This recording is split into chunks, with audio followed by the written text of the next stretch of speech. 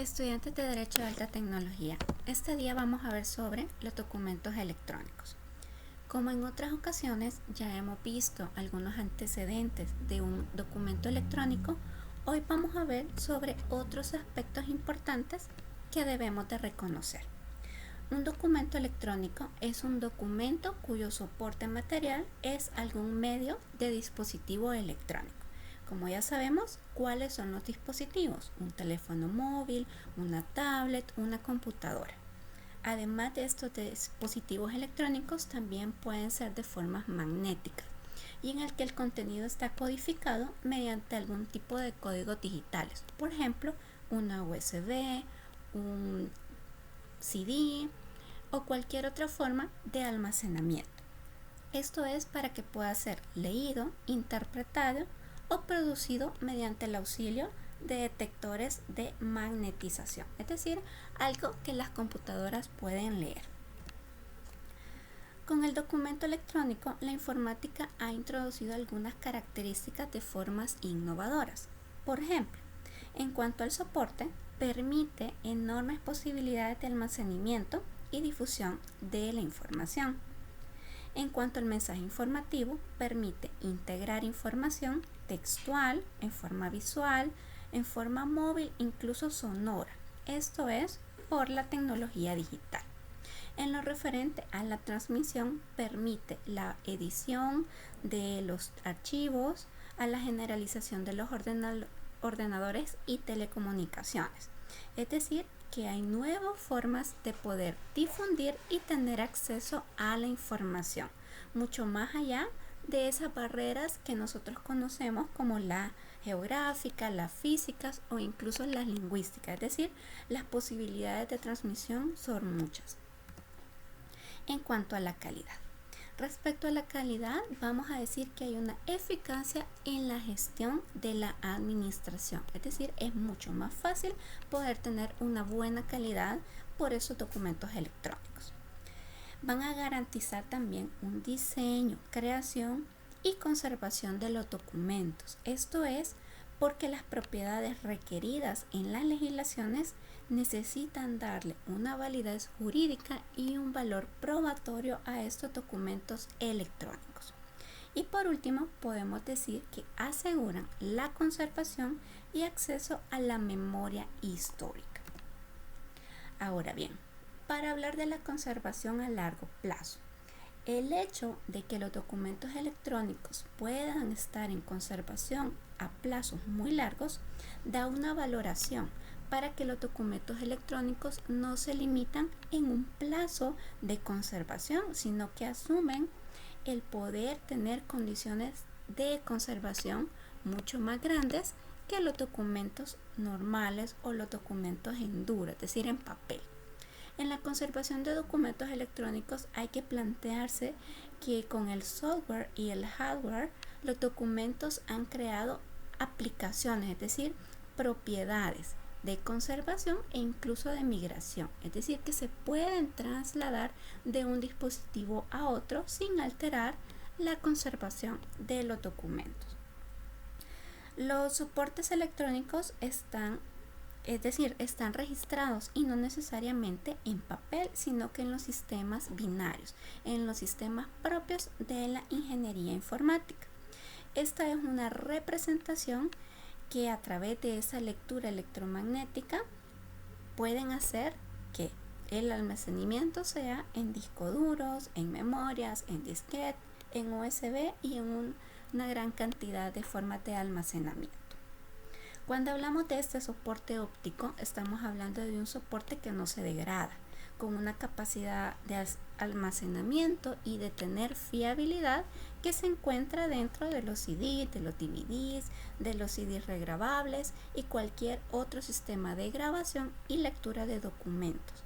Esto es por medio de un pequeño rayo láser digital que se encuentran en las computadoras, en los dispositivos, para poder leer, digámoslo así, la información. La capacidad de almacenamiento, vamos a decir que consiste en tener una gran cantidad de información que puede cargarse sin los inconvenientes de tener esta misma información de forma tradicional. decir, en una memoria USB podemos tener muchísimos libros sin la necesidad de cargar con estos libros de forma material o en forma dura, sino que es la forma de almacenamiento en un disco o en un CD o en una USB. En cuanto a las características de los contratos electrónicos, esto ya lo habíamos visto con anterioridad, solo vamos a hacer un pequeño repaso. Primero, vamos a decir que los contratos electrónicos se realizan entre ausentes, es decir, no hay una presencia física o corpórea. Esto es porque las personas no están frente a frente, no se pueden apreciar con sus sentidos. Esto es que las representaciones de voluntad se van a dar a través de la buena fe y que vamos a entender que son personas que pueden ejercer sus derechos y obligaciones, contrayéndolas sin que haya una incertidumbre jurídica. En cuanto al consentimiento, debe ser expresado por medio de electrónico, es decir, que la naturaleza de esta transacción como elemento esencial de los contratos electrónicos no debe de faltar el requisito indispensable del consentimiento, y esto va a ser por medio de las formas que ya hemos visto. Por ejemplo, darle OK, aceptar, enter, acepto términos y condiciones y toda la variedad que podemos entender por un consentimiento expreso de la contratación. ¿Cómo se expresa el consentimiento? Esto ya lo vimos en clases anteriores, así que solo lo dejo en forma de pregunta para que ustedes hagan el repaso mental de la forma de expresar el consentimiento. Otra de las características es que vamos a decir que ofrece un alcance mundial a bajo costo. No hay fronteras geográficas en este tipo de transacciones. Podemos realizar contratos desde otros países sin la necesidad de encontrarnos frente a frente. Se va a lograr un alcance mundial gracias a la tecnología, ya que vamos a lograr con gran velocidad que la información se transmita sin necesidad de limitantes burocráticas terrestres, porque todo va a ser en el espacio virtual, de la forma que se realizan las transacciones.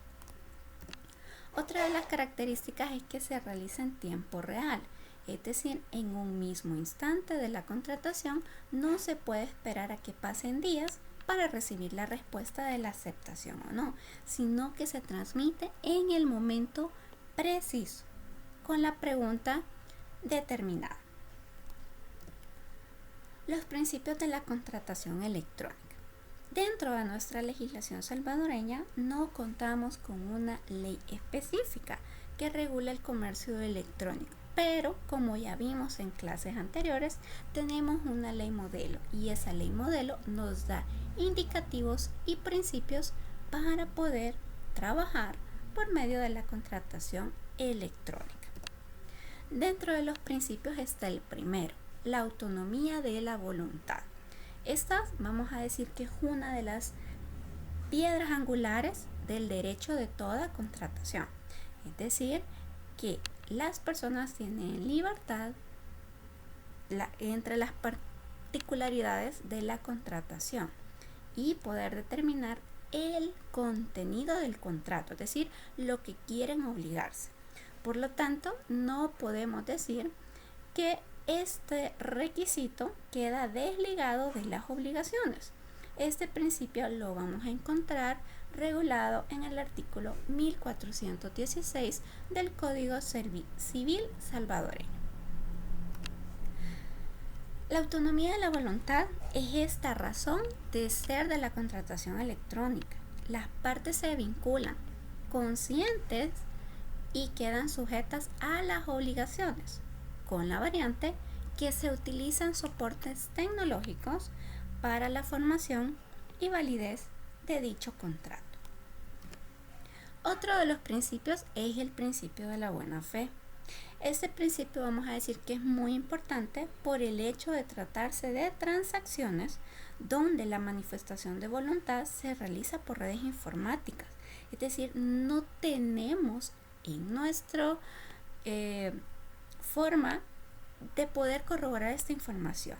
Entonces se trata de que haya una discreción sobre los temas de seguridad que vamos a tratar en estas transacciones electrónicas. Es decir, vamos a pensar que hay una buena fe por los contratantes de querer efectuar la transacción o la obligación que se está realizando por esta forma electrónica. Es decir, los documentos electrónicos van a revestirse de este principio de buena fe. Otro es la libertad de forma. Cuando hablamos de la libertad de forma, es decir, que no haya un obstáculo jurídico para quienes quieran obligarse a realizar estas relaciones y celebraciones de contrato. Es decir, pueden ser de cualquier forma o medio en la cual se aseguren las condiciones para el contrato. Y un principio muy importante es la equivalencia funcional. Este principio vamos a decir que es un similar al que llamamos equiparación de documento, en el cual el documento, llamémosle duro o de soporte en papel, va a tener la misma validez o la misma equivalencia funcional que uno que se realice por medio de forma electrónica. Si nosotros recordamos en nuestra clase pasada, vimos el artículo 5 en esta ley modelo sobre las Naciones Unidas. Recordando, el artículo 5 mencionaba sobre que no se van a poder negar los efectos jurídicos, es decir, no vamos a darle o restar validez a los documentos que se realizan de forma electrónica. El mensaje de datos, el contenido, eso es la noción del documento electrónico. Se va a transmitir, se va a generar por medios electrónicos. Entonces, este principio de equivalencia funcional se refiere que va a tener la misma eficacia y validez jurídica como que fuera un documento en soporte de papel. Esto es lo que les hablaba.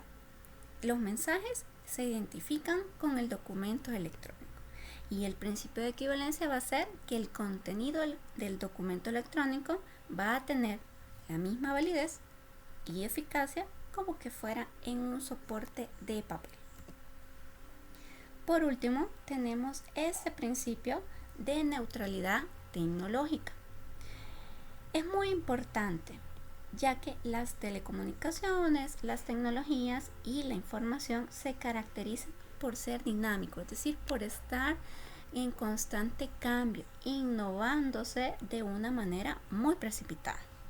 Por lo tanto, debemos de tomar en cuenta que van a haber cambios tecnológicos de forma permanente y de acuerdo a la forma de nuestras legislaciones, no podemos definir que vamos a tener una forma única de establecer cómo van a ser los documentos electrónicos o los contratos electrónicos.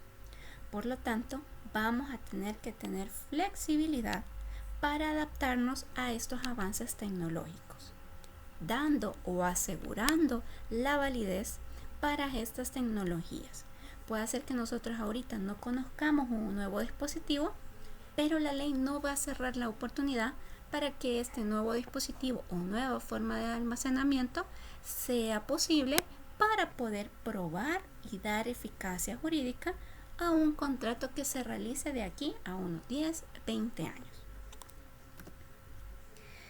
Bueno, ya viendo cómo lo establece El Salvador, podemos decir que a la fecha hay algunas implementaciones en cuanto al gobierno electrónico. ¿Qué es el gobierno electrónico? Eso es lo que vamos a ver más adelante. Cuando hablamos de gobierno electrónico, vamos a ver, por ejemplo, algunos ejemplos que nosotros tenemos en El Salvador. A partir del 2004, el Ministerio de Hacienda ya facilitó para que los contribuyentes pudieran presentar sus declaraciones mediante acceso a página web. Es decir, no necesariamente realizar una impresión, un papel, sino que llenar una plantilla digital. Otra forma de implementación es el pago de los impuestos sobre la renta. no necesariamente pueden hacerse vía física, sino que también de forma electrónica. Otro es el procesamiento de los documentos aduanales por vía electrónica, más que todo para los trámites de importación. El sistema de teledespacho, que también es de aduana, y el programa Centrex. Ahora bien, la tarea que ustedes deben de realizar para esta clase es buscar qué es el sistema de teledespacho, es decir, en aduanas, y el programa Centrex. Esas serán las tareas de investigación para este día. Y nos vemos en la próxima clase. Espero que hayan tenido unas buenas vacaciones.